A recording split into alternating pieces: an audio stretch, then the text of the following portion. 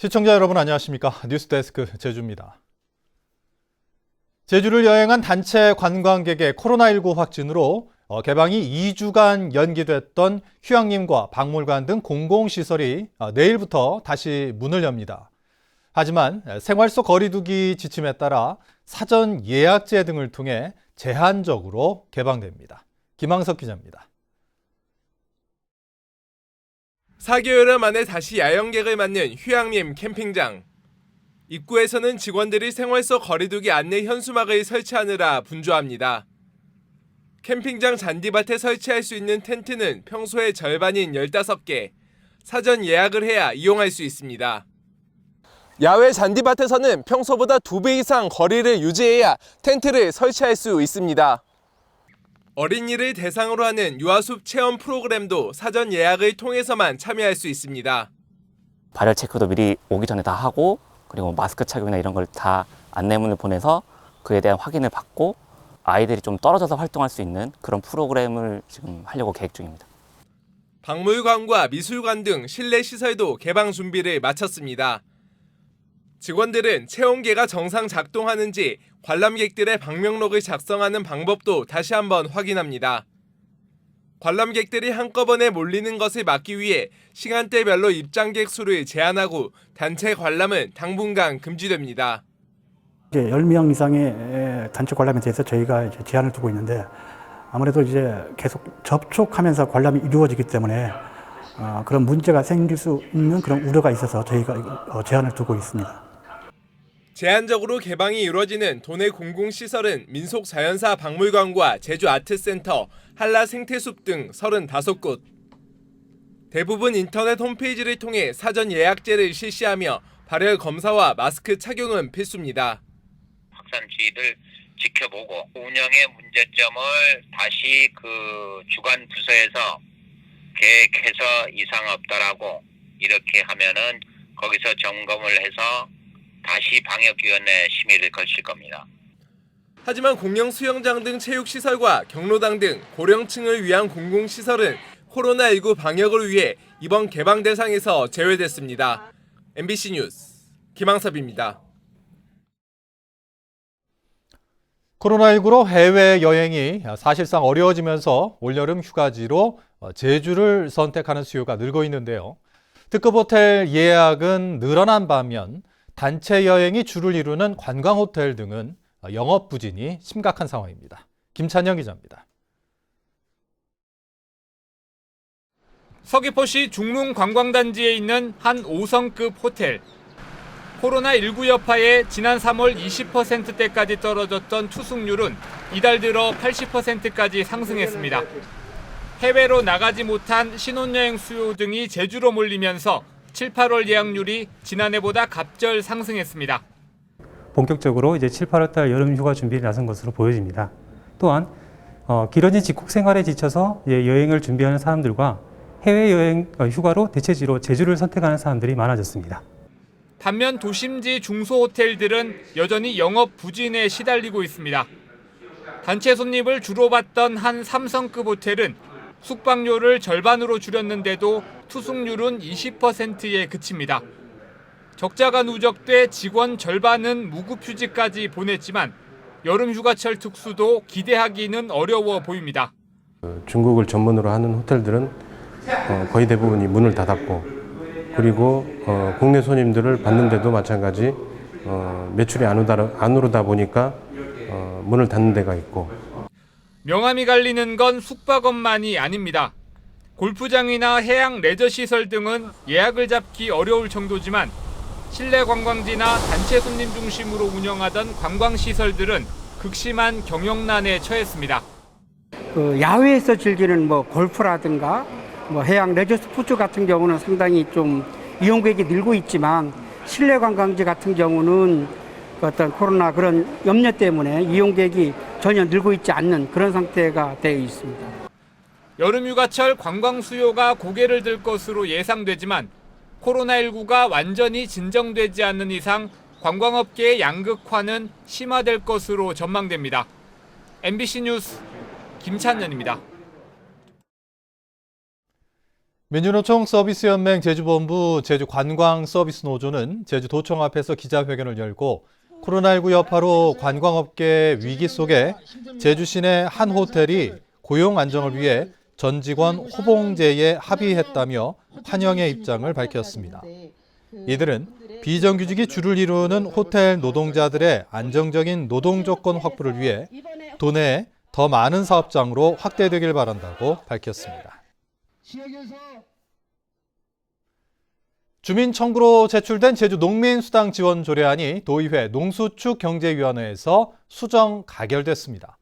하지만 부족한 재정 문제로 지급액은 정하지 않고 지원 대상만 정하는 등 넘어야 할 과제도 많습니다. 박성동 기자입니다.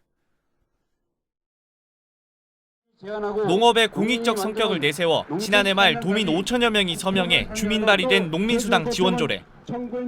막대한 예산 때문에 지난 4월 임시회에서 심사 보류됐다 2개월 만에 재상정됐습니다. 의원들은 매월 10만 원 지급을 기준에 제주도가 당장 600억 원의 재원을 마련할 수 있는지 따졌습니다. 재정 상황이 나아질 때를 언제쯤 보고 계십니까?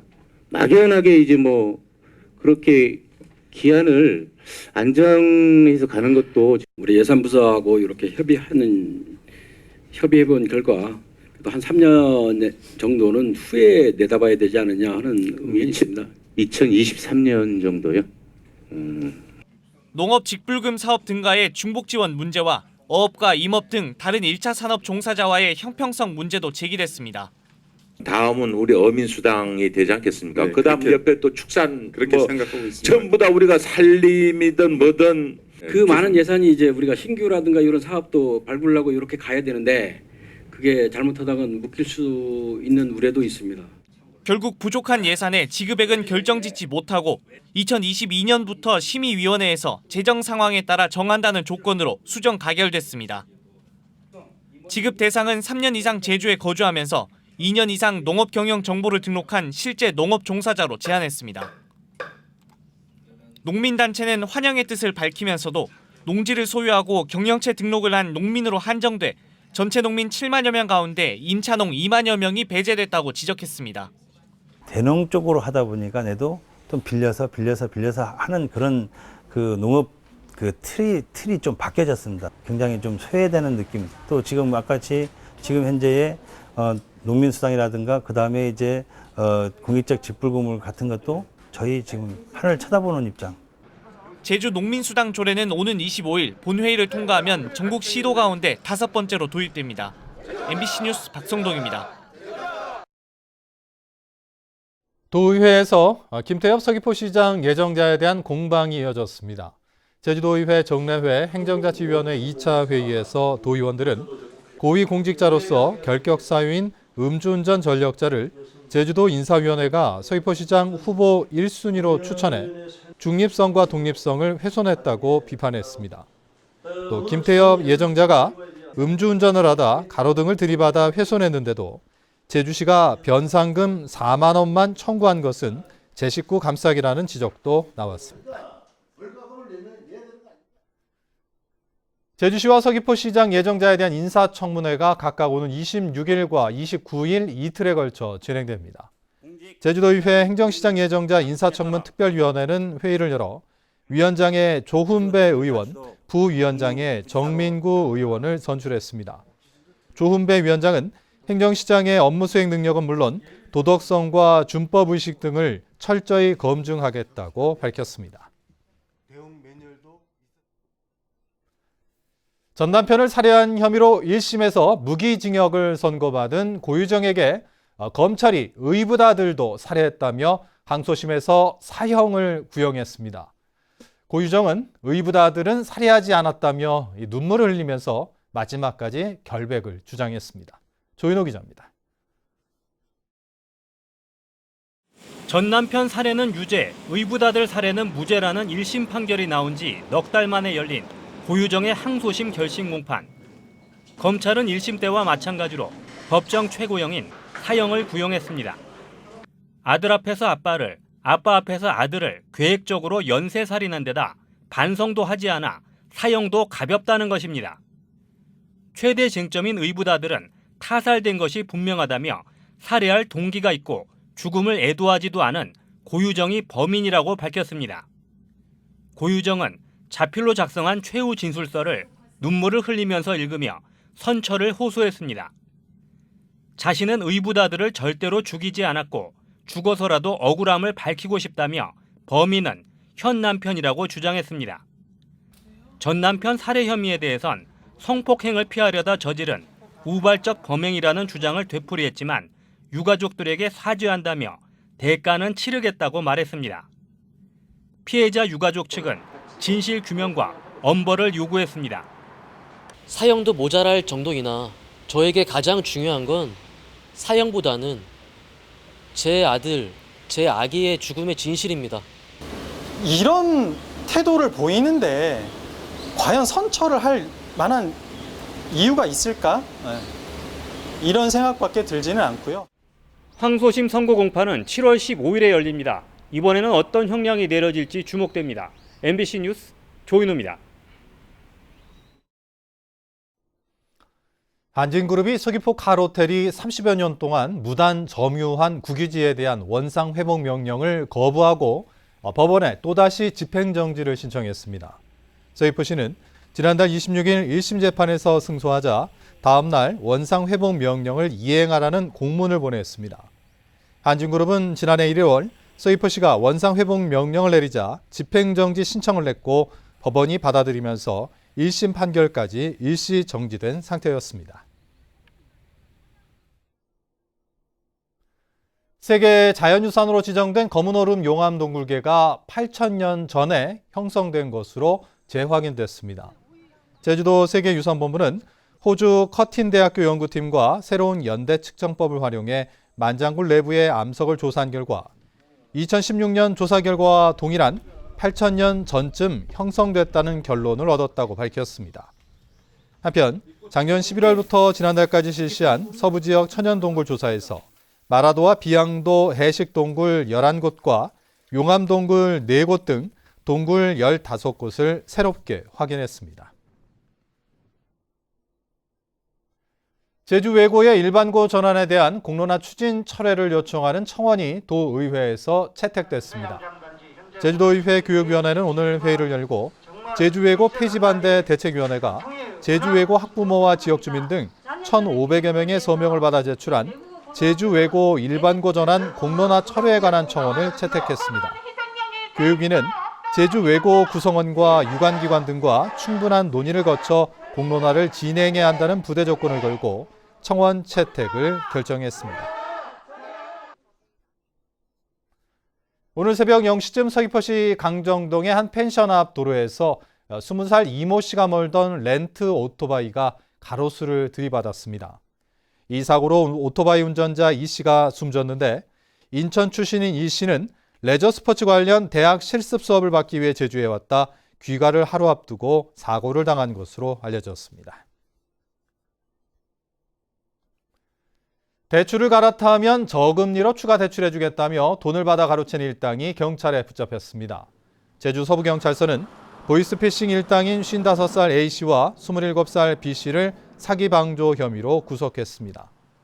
A씨는 최근 한 달 동안 신용카드사 직원을 사칭해 기존 대출금을 갚으면 더 낮은 이율로 추가 대출해주겠다며 8명으로부터 1억 원을 받아 보이스피싱 조직에 송금하고 B씨는 또 다른 일당과 일하며 피해자로부터 1,000만 원을 받아 송금한 혐의를 받고 있습니다. 비자림로를 지키려고 뭐라도 하려는 시민 모임은 제주도가 최근 비자림로 확포장 공사에 대한 보안 설계 용역을 발주한 것은 졸속 행정이라고 주장했습니다. 이들은 제주도가 이미 잘못된 행정으로 3번의 공사 중단을 겪었는데 공사를 강행해 예산 낭비를 초래했다며 생태 정밀 조사 결과가 나오면 환경 저감 대책을 수립한 뒤 설계를 보완하라고 요구했습니다. 제주도 주민자치위원회 협의회와 이장연합회 등 8개 단체는 공동 성명을 냈고 도의회 강성균 의원이 발의한 읍면동 발전계획 조례가 주민 갈등을 유발한다며 즉각 철회하라고 요구했습니다. 이들은 조례에 따라 도지사가 100인 이상으로 구성된 지역발전회의 의견을 통해 발전 계획을 수립할 수 있는데 지역발전회의는 기존 주민자치위원회와 역할이 중복되고 개발을 둘러싼 갈등만 유발할 뿐이라고 밝혔습니다. 이상으로 뉴스데스크 제주를 마칩니다. 시청해주신 여러분 고맙습니다.